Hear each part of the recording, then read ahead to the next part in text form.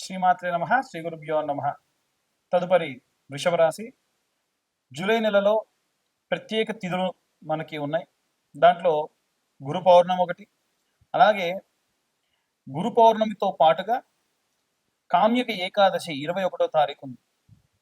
కాబట్టి ఈ రాశి వాళ్ళు ఈ యొక్క నెలలో ఎలాంటి సంఘటనలు జరుగుతాయి, ఎలాంటి ఈ యొక్క ఉండేటువంటి ప్రత్యేక తిథుల్ని ఎలా వాడుకుంటారు, ఎలా బాగుంటారు అనే విషయాన్ని ఇప్పుడు తెలుసుకుందాం. ముఖ్యంగా ఈ యొక్క రాశిలో ఉన్నటువంటి వారు, వృషభ రాశి వారికి సంబంధించి ట్రాన్స్పరెన్సీ అని గతంలో మనం చాలాసార్లు చెప్పుకున్నాం. కాబట్టి వీరికి ఉన్నటువంటి ఈ యొక్క గురు పౌర్ణమి రోజున వీలైతే హనుమాన్ చాలీసా, సుందరాకాండ పారాయణం, హనుమాన్ చాలీసా కానీ సుందరాకాండ పారాయణంతో పాటుగా గురు చరిత్ర ఎవరన్నా చేసేవాళ్ళంటే గురు చరిత్ర పారాయణం కానీ, మైట్ బి సుందరాకాండ పారాయణం కానీ, లేదా ఈ యొక్క గురు చరిత్ర పారాయణం కానీ చేసుకోవడం చాలా మంచిది. ఒకటి.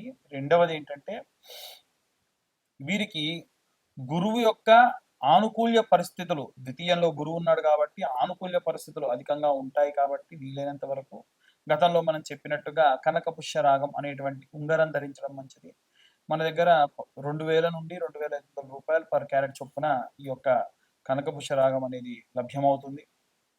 మనకు ఈ రాశిలో ఉన్నటువంటి వారికి ఈ యొక్క జూలై నెలలో చేయాల్సినటువంటి ముఖ్యమైనటువంటి పనులు ఏమిటి అంటే, తెల్లటి విభూతి తీసుకొని నిత్యము కూడా 11 మార్లు చిన్న శివలింగం, ఒక గాజులా ఉండేటువంటి ట్రాన్స్పరెన్సీగా ఉండేటువంటి స్ఫటికాకారంలో ఉండేటువంటి శివలింగం, అది మన ఇంచుకు మించి ఉండకుండా ఉండేట్టుగా తీసుకొని ఆ శివలింగం పైన ఈ భస్మంతోని 11 మార్లు ఓం నమ శివాయ అన్న మంత్రాన్ని చదువుతూ నిత్యం వేయండి.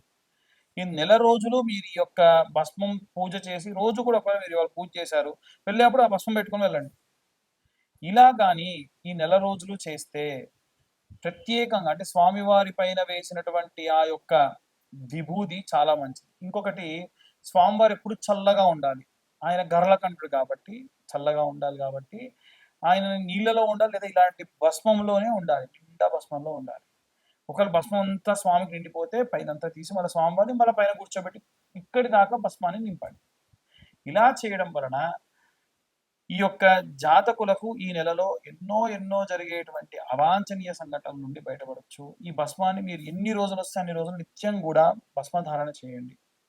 ఈ భస్మధారణ చేసేటప్పుడు కూడా చేతిలో వేసుకొని నీళ్లు వేసుకొని ఆ భస్మం రాసేటప్పుడు ఓం అని రాసుకొని, పెద్ద శ్లోకాలు మంత్రాలు చదవలేరు కాబట్టి చిన్నగా ఓం నమ శివాయ, ఓం నమ శివాయ, ఓం నమ శివాయ, ఓంకారం ఒక 3 సార్లు 4 సార్లు 11 సార్లు ఎన్నిసార్లు ఎన్నిసార్లు రాస్తూ ఓం నమ శివాయ మంత్రాన్ని రాస్తూ ఈ 2 వేళ్లతోని ఇలా, ఈ బొటను వేలుతోని ఇలా, చాలా మంది ఇలా పెట్టేసుకుంటారు. అలా కాదు, మధ్యలో ఉన్నటువంటి 2 వేళ్లతోని ఇలా, తర్వాతకి బొటను వేలు తీసుకొని ఇలా, ఎలా అయితే వస్తుందో దానికి ఆపోజిట్ డైరెక్షన్లో ఇలానే భస్మధారణ చేయాలి. ఇలా 2 పూటలా భస్మధారణ చేసి ఓం నమ శివాయ అనే మంత్రాన్ని 11 మార్లు పఠనం చేయడం వల్ల విశేషమైనటువంటి సత్ఫలితం పొందుతారు. ఈ మాసంలో అన్ని వర్గాల వారికి ప్రత్యేకమైనటువంటి సత్ఫలితాలు ఈ విధంగా కలిగే అవకాశం ఉంది. నిజం చెప్పాలంటే మీరు కోణ స్థానంలో ఉన్నారు. ముందు వెనక ఎన్ని ఉన్న రాశుల వారికి ఎన్ని ఇబ్బందులు ఉన్నా వృషభ రాశి వారు మాత్రం చాలా ప్రత్యేకంగా ఉన్నారు. కాబట్టి ఇవన్నీ గోచార రీత్యా చెప్పేటువంటి విషయములు కాబట్టి పూర్తిగా జాతకం విశ్లేషణగా కావాలి అంటే కింద ఉన్న నెంబర్ కాల్ చేసి మీ యొక్క పేరు, డేట్ ఆఫ్ బర్త్, టైం అన్ని కూడా పంపించడం వలన పూర్తిగా మీ జాతకం విశ్లేషణతో మీకు అందించడం జరుగుతుంది. ఈ 2025వ సంవత్సరంలో కేవలం 2025 రూపాయలు మాత్రమే ఛార్జ్ చేసి ఈ యొక్క జాతకం పొందొచ్చు. ఇక అన్ని వర్గాల వారు ఎలాంటి రెమెడీస్ పాటించాలనే విషయాన్ని ఇప్పుడు మనం తెలుసుకుందాం. అన్ని వర్గాల వారికి సంబంధించి జూలై 10వ తారీఖు నాడు గురు పౌర్ణమి, అలాగే 21వ తారీఖు నాడు కామ్యక ఏకాదశి అని అంటారు. మనకున్నటువంటి ఎన్నో రకాలైనటువంటి కామ్యకమైనటువంటి కోరికలు, కామ్యము అంటే కోరికలు, ఏకాదశి నాటి వరకు అంటే ఈ యొక్క జూలై 21వ తేదీ వరకు మనం ఏదైనా దీక్ష పూని అది పూర్తవడం కానీ లేదా కంటిన్యూ అవ్వడం కానీ ఇలాంటివి చేయడం మంచిది. ఎలాంటివి చేయాలి, ఎలాంటి ప్రతిఫలాలు దక్కుతాయి అనేది ఇప్పుడు మనం తెలుసుకుందాం. అయితే గురు పౌర్ణమి నాడు వీలైతే గురు చరిత్ర పారాయణం కానీ లేదా హనుమత్ చాలీసా పారాయణం కానీ దగ్గరలో ఉన్న అర్చక స్వాముల ద్వారా చేయించుకోండి. లేదు సామూహికంగా ఎవరైనా చేయించుకోదలుచుకుంటే కింద ఉన్న నెంబర్ కాంటాక్ట్ చేయండి. మేమే జూలై మాసంలో ప్రత్యేకంగా రామాలయంలో ఈ యొక్క హనుమత్ చాలీసా పారాయణాన్ని చేయడం జరుగుతుంది. ఇదొకటి.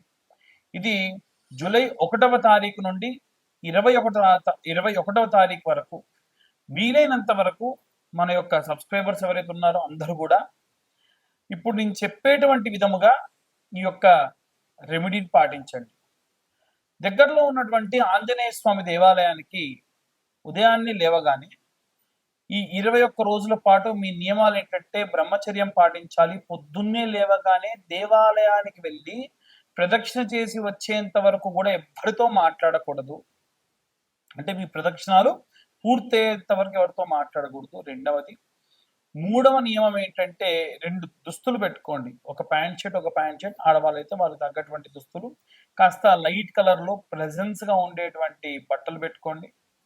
ఆ 2 జతల బట్టలు మాత్రమే మీరు దేవాలయానికి వెళ్ళేటప్పుడు వాడాలి. 3. నాలుగవది ఏంటంటే కాళ్ళకు చెప్పులు వేసుకోకుండా దేవాలయానికి వెళ్ళి ప్రదక్షిణ పూర్తి చేసుకొని రావాలి. 4. కామ్యక ఏకాదశి రోజు వరకు పూర్తయ్యేటట్టుగా లేదా అప్పటి వరకల్లా మీరు ప్రారంభించి కనీసం ఒక 2 రోజులన్నా పూర్తయ్యేటట్టుగా చూసుకోండి. ఎందుకంటే ఆడవాళ్లకు డేట్ ప్రాబ్లమ్స్ ఉంటాయి కాబట్టి ఈ నెలలో వారు ఎప్పుడన్నా ప్రారంభించవచ్చు. మగవారు మాత్రం 1వ తారీఖు ప్రారంభించండి. ఉదయాన్నే మీరు ఒక టైం అనుకోవాలి. ఉదాహరణకు మీరు మొదటి రోజున 6 గంటలకు ప్రారంభించారనుకోండి, ప్రతిరోజు 6 గంటలకు ఎట్టి పరిస్థితుల్లో ఉరుములు ఉరిమినా పిడుగుపడ్డ 6 గంటలకు ప్రారంభించాలి. కాబట్టి 7కో 7:30కో ఒక టైం పెట్టుకోండి. మంచి టైం పెట్టుకొని మీరు ప్రారంభించేసేయండి. ఎట్టి పరిస్థితుల్లో నిమిషం కూడా దాటకూడదు. నిమిషం ముందు కూడా చేయకూడదు. అయ్యో హడావిడిగా నాకు పని ఉంది, తొందరగా వెళ్ళాలి, నో వే. ఒక టైం పెట్టుకున్నారంటే ఆ టైంకే వెళ్ళాలి. ఈ 21 రోజులు బ్రహ్మచర్యం పాటించాలి. భార్యాభర్తలు కలవడం లాంటివి చేయదు. అయ్యో మేము పిల్లల కోసమే ఈ యొక్క వ్రతం చేస్తున్నామండి, మరి 21 రోజులు చేయకూడదు. భార్యాభర్తలు కలవకూడదు. ఒకటే పూట భోజనం తినాలి, 2 పూటలు అల్పాహారం సేవించాలి, నాన్ వెజ్ తినొద్దు, మందు తాగొద్దు. వీలైనంత వరకు మీకు పండగలు వస్తుండొచ్చు, ఎవరన్నా మీ ఫ్రెండ్స్ పార్టీకి పిలవచ్చు, ఇంకా ఎన్ని రకాలైనటువంటివైనా సరే చేయొచ్చు. కానీ ఎట్టి పరిస్థితుల్లో మీరు టెంప్ట్ అయిపోయి ఆ యొక్క మాంస భోజనం చేయడం కానీ మందు తాగడం కానీ లాంటివి చేయకండి. కామ్యక సుఖాలకు వెళ్ళకండి. అల్లం వెల్లిపాయ ఉల్లిపాయ లాంటివి ఇంకా అరికట్టి మేము ఇంకా బ్రహ్మచర్యం పాటిస్తానంటే ఇంకా సంతోషం. మన కోరిక ఎంత బలమైంది అయితే మనం అంత బలంగా చేయాలి.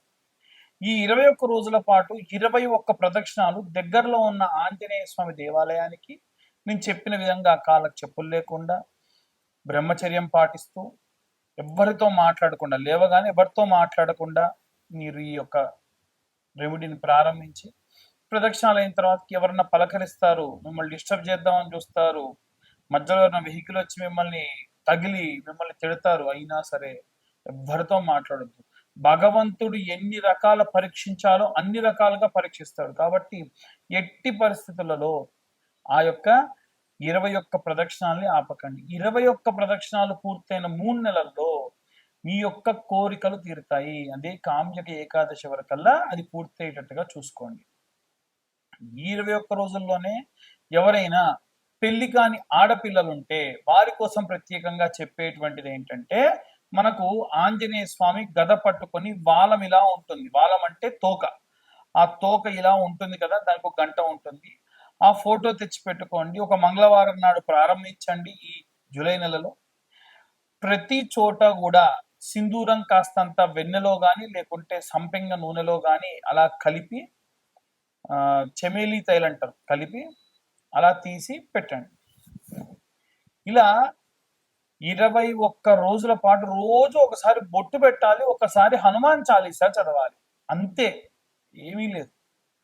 అయిపోయిన తర్వాతకి స్వామివారికి మీ ఇష్టమైనటువంటి సేవ చేసుకోండి. వస్త్రాలు ఇవ్వగలిగితే వస్త్రాలు, ఆకుపూజ, వడమాల, లేకుంటే రోటుమాల, సింధూరార్చన, అభిషేకం, అది కూడా మన్య సూక్తంతో అభిషేకం, ఏవి కుదిరితే అవి చేయండి.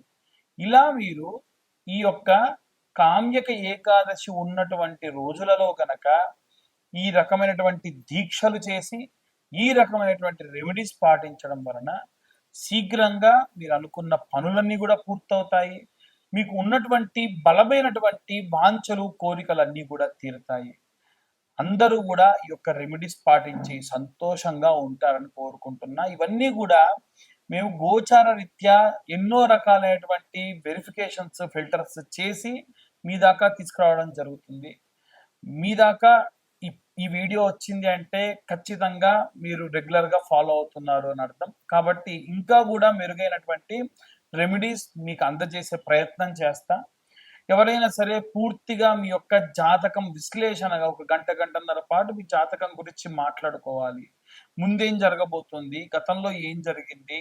దశ, అంతర్దశ, విదశలలో గోచార రీత్యా, నవాంశ ఇలాంటివన్నీ గూడా మీకొక పీడీఎఫ్ ఫైల్‌లో 60-65 పేజీల్లో మీకు అందించడం జరుగుతుంది. ఈ యొక్క జాతకం కోసము కేవలం రూ. 2025 చెల్లిస్తే పూర్తిగా మీ యొక్క జాతకం తెలుసుకోవచ్చు. కింద ఉన్న నెంబర్‌కు కాంటాక్ట్ చేసి మీ యొక్క డీటెయిల్స్ అన్నీ కూడా పంపించి మాతో డిస్కస్ చేయొచ్చు. ఇక అందరూ కూడా ఈ రెమెడీస్ పాటించి ఎంతో సంతోషంగా ఉంటారని కోరుకుంటున్నాను. చాలామంది కరుంగలి మాల గురించి అడుగుతున్నారు. ఈ యొక్క పాతాళ మురుగన్ దేవాలయంలో ఇచ్చేటువంటి కరుంగలి మాలలే అక్కడ 1600, 1200 ఉన్నాయండి. మీరెలా మాకు 1116కి ఇస్తున్నానని అడుగుతున్నారు. మేము 1116లకే ఇస్తున్నాము. మాకు వచ్చేది రూ. 800. దేవాలయం వాళ్ళకి అదే రూ. 800కి ఆ దేవాలయానికి సంబంధించిన వ్యక్తులే తయారు చేసి ఇస్తారు. వాళ్ళు దేవాలయానికి మెయింటెనెన్స్‌కి ఎక్స్‌ట్రా చార్జ్ వేస్తున్నారు. మనం పూజాది క్రతువులు చేసిస్తాం కాబట్టి, అంటే ప్రతి సోమవారం కూడా మనం అభిషేకాలు పెట్టిస్తాం కాబట్టి, దానికోసం అని చెప్పి మనం కూడా 1016 మాత్రమే చార్జ్ చేస్తున్నాము. పూర్తిగా మాలకి 1016 చార్జ్ చేస్తాము. సోమవారం కంటే ముందే మమ్మల్ని కాంటాక్ట్ చేస్తే మీరు మీ యొక్క పేరు, డేట్ ఆఫ్ బర్త్, టైము లేదా మీ యొక్క గోత్రనామాలు ఇవ్వడం వల్ల మీకు ఈ యొక్క మాలను అందించడం జరుగుతుంది. సర్వే జనా సుఖినో భవంతు. స్వస్తి.